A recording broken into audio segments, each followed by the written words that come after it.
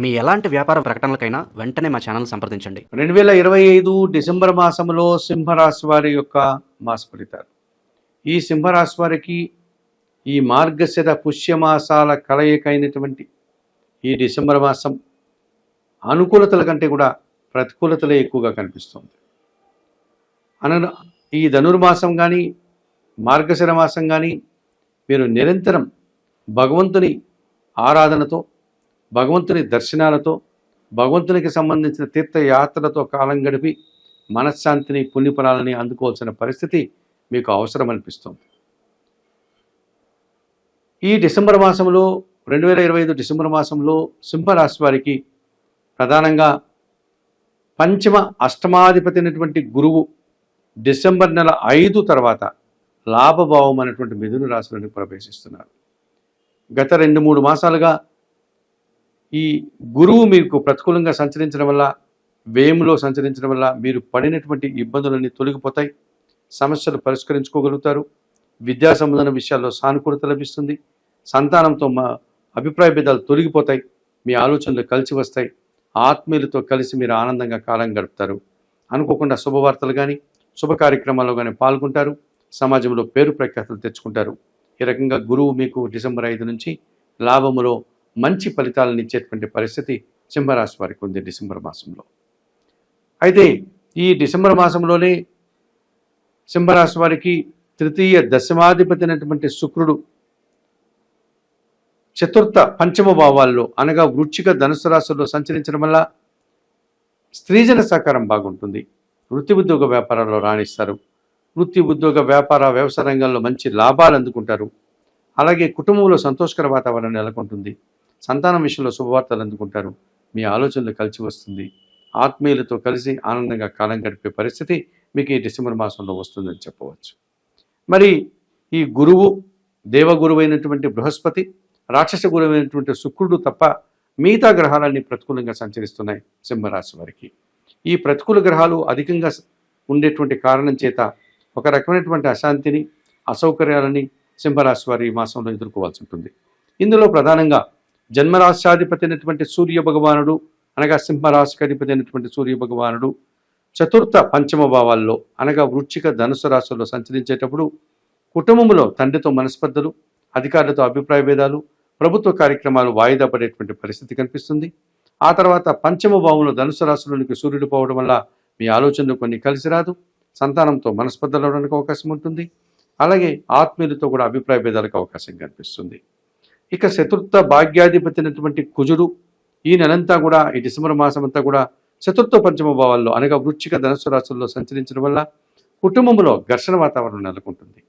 ఒక అశాంతికి గురి అయ్యేటువంటి పరిస్థితి కనిపిస్తుంది. భూముల నుంచి ఇబ్బందులు, వాహనాల నుంచి ఇబ్బందులు రావడానికి అవకాశం ఉంది. అలాగే కుటుంబ సభ్యులతో అభిప్రాయ భేదాలకు కూడా అవకాశం కనిపిస్తుంది. ఆ తర్వాత పంచమ భావంలోనికి ధనుసు రాశిలోనికి ఈ కుజుడు ప్రవేశించడం వల్ల మీ ఆలోచనలు కొన్ని కలిసి రాదు. అలాగే సంతానంతో మనస్పర్ధలు, ఆత్మీయులతో మనస్పర్ధలు, అలాగే భూముల నుంచి, వాహనాల నుంచి, రియల్ ఎస్టేట్ రంగం నుంచి, వ్యవసాయ రంగం నుంచి కూడా ఇబ్బందులు ఎదుర్కోవాల్సి ఉంటుంది. మరి ద్వితీయ లాభాధిపతి అయినటువంటి బుధుడు తృతీయ భావంలో తులారాశిలోని ఈ నెలంతా సంచరిస్తున్నాడు. మీ మాటల వల్ల అపార్థాలు, స్థిరాస్తుల నుంచి ప్రతికూలతలు, రావాల్సిన ఆదాయం వాయిదా పడ్డం, రావాల్సిన లాభాలంతా కూడా ఖర్చులతో కూడిపోయి ఖర్చు అయిపోయి మీకు నష్టాలను మిగిల్చడం, ఆర్థికపరమైన సమస్యలు చుట్టుముట్టడం, బ్యాంకు లావాదేవీలు వాయిదా పడడం, రావాల్సిన ఆదాయం రాకపోగా మీరు కట్టాల్సినటువంటి డబ్బులు ఎవరికైతే ఇవ్వాలో వారికి కట్టలేక రుణ సంబంధమైనటువంటి ఇబ్బందులు ఎదుర్కొనే పరిస్థితి ఈ కర్కాటక రాశి వారికి బుధగ్రహం వల్ల ఏర్పడుతుంది. అలాగే సప్తమాధిపతి అయినటువంటి శని భగవానుడు అష్టమ భావంలో మీనరాశిలో సంచరిస్తున్నాడు. ఈ మీనరాశిలో శని సంచారం మీకు అంత మంచిది కాదు. ఇది అష్టమ భావమైంది. అనారోగ్య సమస్యలు మిమ్మల్ని ఇబ్బంది పెడతాయి. పనివారి సహకారం లేకపోవడం వల్ల మీరు కొన్ని పనులు చేసుకోలేక ఇబ్బంది పడతారు. అలాగే జీవిత భాగస్వామితో మనస్పర్ధలు రావడానికి అవకాశం ఉంది. వ్యాపార భాగస్వామితో అభిప్రాయ భేదాలు రావడానికి అవకాశం ఉంది. ఈ రకమైనటువంటి ఇబ్బందులు ఎదుర్కోవాల్సి తప్పదనిపిస్తుంది. అలాగే పోటీ ప్రపంచంలో కూడా వెనకడుగు వేస్తారు. చిన్న చిన్న అనారోగ్య సమస్యలు, ఆర్థిక సమస్యలు, అవమానాలు ఈ శనిగ్రహం అష్టమంలో సంచరించడం వల్ల మీరు ఎదుర్కోవాల్సి ఉంటుంది. ముఖ్యంగా మీ ఆరోగ్యం విషయంలో కూడా జాగ్రత్తలు తీసుకోవాల్సిన పరిస్థితి కనిపిస్తుంది. అలాగే సప్తమ భావంలో కుంభరాశిలో రాహువు జన్మరాశిలో సింహరాశిలో కేతువు, ఇది ప్రబల కాలసర్ప దోషం, అనగా రాహుకేతు దోషంగా చెప్పుకోవచ్చు సింహరాశి వారికి. ఈ కారణం చేత ఈ జన్మరాశిలో వారికి కేతువు, సప్తమములో కుంభరాశిలో రాహువు సంచారం అనేటువంటిది కాలసర్ప దోషాన్ని సూచిస్తుంది. మీరు ఎంత కష్టపడినా అనుకున్నటువంటి పనులు నిరాశను కలిగిస్తాయి. మీ నుంచి ఎదుటివారు ఎక్కువ ఆశిస్తారు, వారిని సంతృప్తిపరచలేకపోతారు, ఎదుటివారి అంచనాలను మీరు అందుకోలేకపోతారు. దుబారా ఖర్చులు, దుబారా ఆలోచనలు, విదేశీ వ్యవహారాలు ప్రతికూలంగా ఉంటాయి. మోసపూరితమైనటువంటి వ్యక్తుల విషయంలో కూడా మీరు జాగ్రత్తలు తీసుకోవాల్సిన పరిస్థితి కనిపిస్తుంది.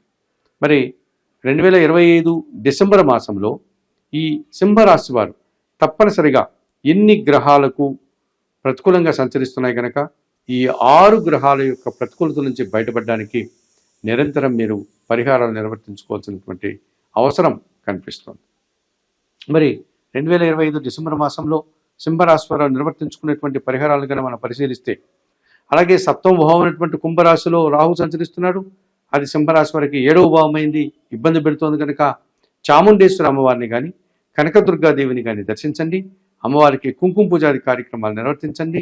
ఎర్రటి పండ్లను అమ్మవారికి నైవేద్య సమర్పణ చేసి ఆ పండ్లను 10 మంది పెద్దలకు కానీ, పేదవారికి కానీ, పసిపిల్లలకు కానీ ఆహారంగా దానం చేయండి.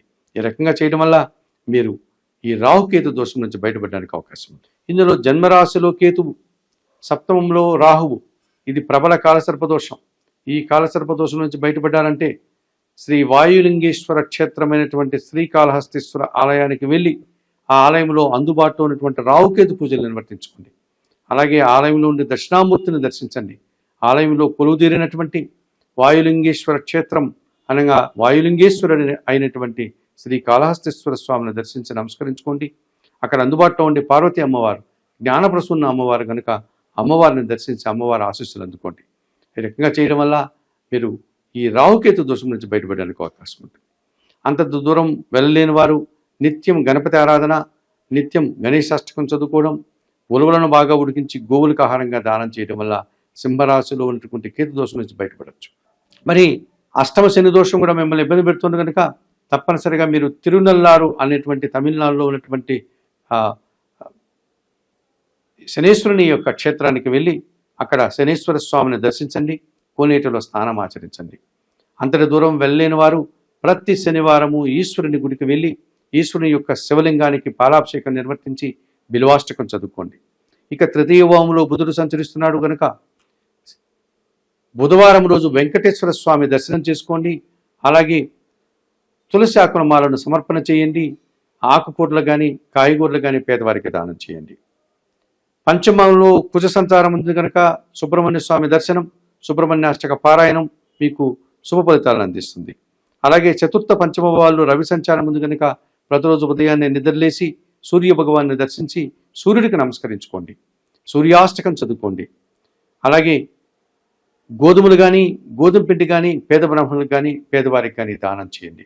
ఈ రకంగా 2025 డిసెంబర్ మాసంలో ఈ సింహరాశి వారు ఈ సూర్యుడికి, కుజుడికి, బుధుడికి, శనికి, రాహుకేతులకి పరిహారాలు నిర్వర్తించుకోవడం వల్ల మీరు మరింతగా మంచి ఫలితాలు పొంది సంతోషంగా ఉండడానికి అవకాశం ఉంటుంది.